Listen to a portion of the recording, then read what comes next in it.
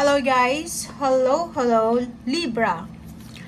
Libra, alamin natin kung ano yung messages, vibration, gabay energy para sa lahat ng Libra friends dito na nandito sa aking channel. Kung bago ka sa channel ko, please like, share, and subscribe. Ito ay para sa new moon energy to. This February 2024 para sa lahat ng Libra. Last quarter moon in Capricorn. Same din sa Aquarius. Pwede kang makaresonate sa Aquarius. So, panoorin mo yung Aquarius. Leave the past behind. So, may mga issues siguro kayo na kailangan nyo ng kalimutan. May mga masasamang pangyayari sa buhay nyo. Mga panaginip na hindi maganda. Or kung ano man yan, kailangan na nating iwanan sa nakaraan.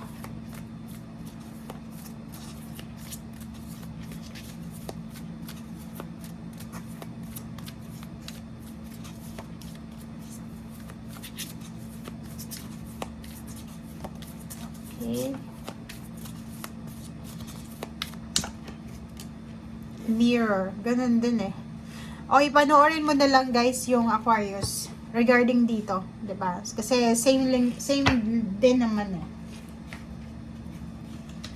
Tingnan natin yung third deck mo. Wait lang guys.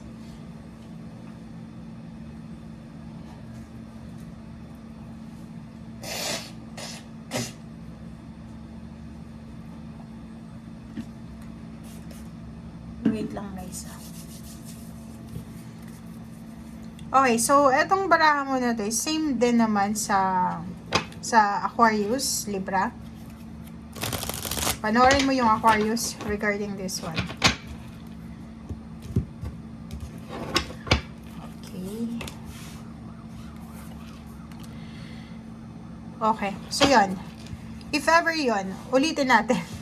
If ever yun na eto yun, same din sa Aquarius na may mga issues kayo sa past nyo, may mga taong inabandon na kayo, may mga taong ginudge kayo, binackstab kayo, or ano pa man, sinasabi ng barahan na iwanan natin yun sa nakaraan. Okay? And tapusin na natin yung issues from your past, tapusin na natin yung mga bagay-bagay na tapos na.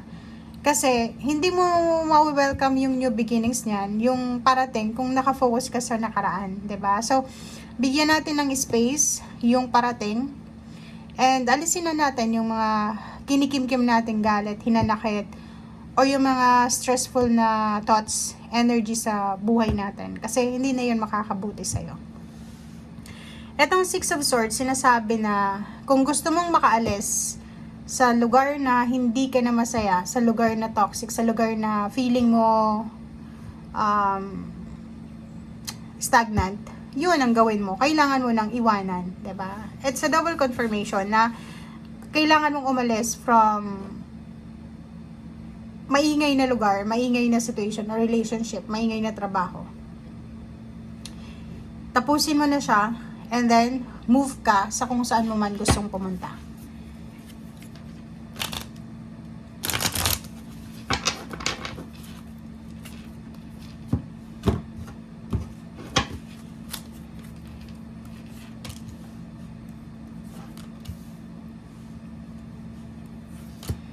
Ang galing ng baraha mo dito sa baba.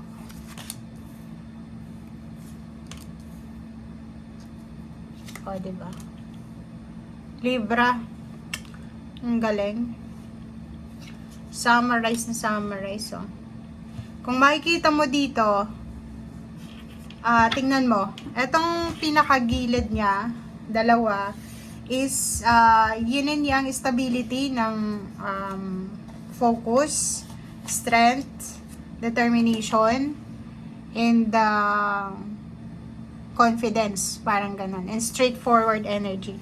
So, sinasabi ng Barasir dito na kailangan mo nang magkaroon ng lakas loob, bigyan mo ng focus, etong moving on mo na kailangan mong gawin sa buhay. Ang Ten of Swords na ito, sinasabi na, yun na nga, yung mga issues sa buhay mo na hindi mo na kailangan, yung mga past hurts, pain, or betrayal or anything na past na, masakit man yan, mahirap gawin pero kailangan natin gawin. Kailangan nating mag-move on, kailangan natin na magsimula ulit ng bagong buhay, bagong tiwala ulit, and mag-focus ka sa peace of mind mo, 'di ba? So sinasabi ng baraha dito na kailangan mong mag-focus sa kung ano yung magdadala sa'yo ng peace of mind. Mag-focus ka sa kung ano yung magdadala sa'yo ng kapayapaan sa iyong puso, sa iyong isip, yung hindi makaka-trigger sa health mo, yung parang, alam yun, yung peaceful ka, wala kang kinikimkim na galit, wala kang pinapasan ng mga grudges or resentment, and yung karma, hayaan mo na. Bahala na daw yung karma sa mga taong gumawa sa'yo, Libra. Okay?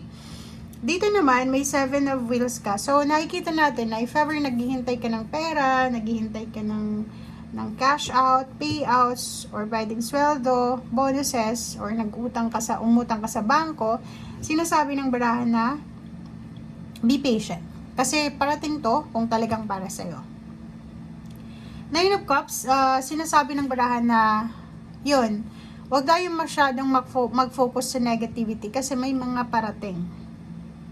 May mga emotional happiness dito, emotional fulfillment, achievements, may mga occasion na posibleng isa-celebrate ka for the coming days or weeks or years or months.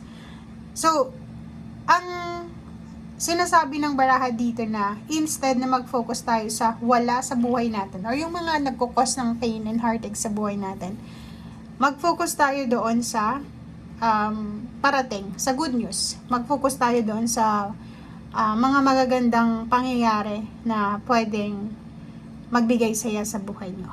Okay? Four of Swords, take care of your body, take care of your health, mental, emotional, especially financial health. Kailangan mong bantayan ito.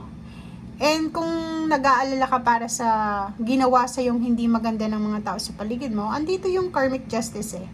'Di ba? Na sinasabi ng baraha, revenge is not yours, 'di ba? It's God, 'di ba? So, hindi ka dapat nag-iisip na maghigante, huwag kang mag-isip ng karma kasi lahat ng nangyayari sa mundo nakikita ng Panginoon. If alam ng Panginoon na dihado ka, ibibigay niya sa iyo yung justice. Matatagalan man 'yan, pero ibibigay niya sa iyo sa tamang panahon. Sa hindi mo inaasahang panahon. Okay? Dito naman sa Ten of Swords, mahirap tanggapin na, like for example, sa'yo, may mga tao kang tinulungan pero hindi mo naman ini-expect na yung ibabalik nila sa'yo is kasamaan. Siyempre, may mga grudges and resentment. But, sinasabi ng baraha, huwag tayo masyadong nakafocus dyan. Diba? Mag-focus din tayo sa good side. And move on, let go. Welcome the new beginnings, especially sa love life. Family members, may mga family members na darating sa buhay. May baby, may mga ikakasal, additional members, friends, or kung sino man sila. And money, diba? So, yun guys, thank you for watching. Bye!